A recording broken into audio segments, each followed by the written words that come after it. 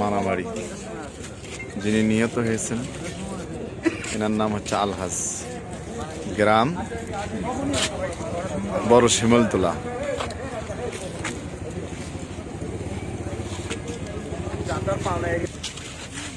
এই যে আপনারা এখানে আসছেন, যে যিনি নিহত হয়েছেন এনার নাম কি?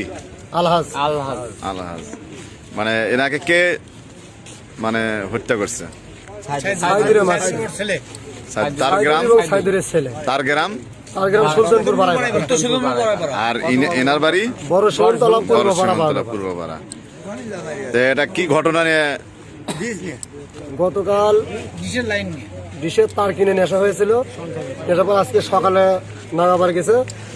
নাগানের পর যাওয়ার পরে ওরা হলো কয়েকজন মিলে, মানে ওনার ছেলে দুটো আর সাইদুর মিলে ওনারা হলে তুলে নিয়ে যাচ্ছে, মানে তারের ব্যারেলটা 3 কিলো তার সহ 3-4 জন সাথে ছিল, তুলে নিয়ে যাচ্ছে। নিয়ে আসার পর আমরা ভাইদেরকে জানাইছি, আমার বড় ভাই নুহুকে জানাইছি, আরো মাতা মুরব্বীকে জানাইছি। তারা বলছে বলে এখনই কিছু বলার দরকার নাই, এটা আমরা পরে বসে মীমাংসা করবো। পরে বললো কোন দিন? পরে বললো বৃহস্পতিবারে বসে এটা মীমাংসা করবো। আচ্ছা ঠিক আছে, মীমাংসা করেন। এই কথা বলে সবাই বাড়িতে গেছে। তা আমাদের কিছু তার ওখানে আসিল, নটকেন আসিল। 3 জন ছেলে, যে ছেলেটা মারা গেল তার সাথে আরো 2 জন ছিল, ওরা ওই তারটা নিয়ে আসতে গেছে। নিয়ে আসতে যাওয়ার পর এরা এর থেকে 7-8 জন লোক গেছে রড নিয়ে।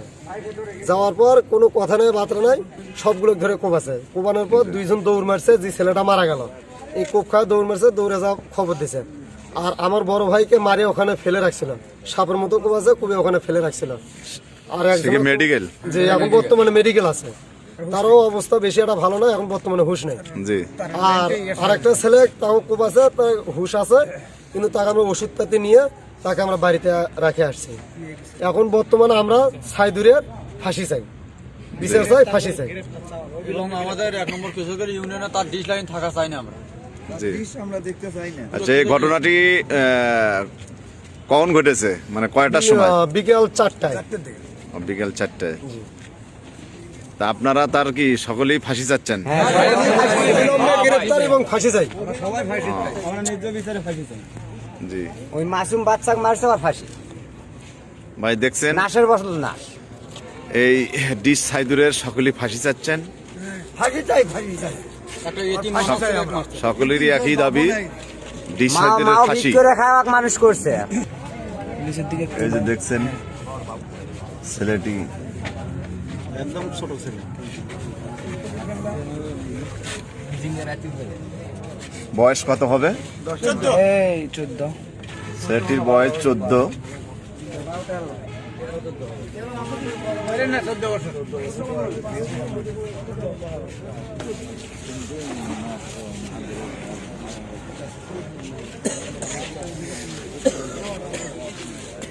উৎসুক জনতা ভিড় করছেন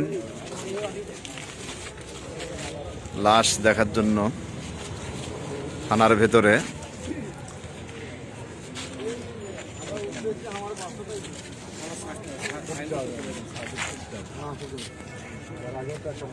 আরে ওর বউকে মারা ফেলেছে। এর আগেও একটা মার্ডার করছে, সে আগেও মার্ডারের আসামি।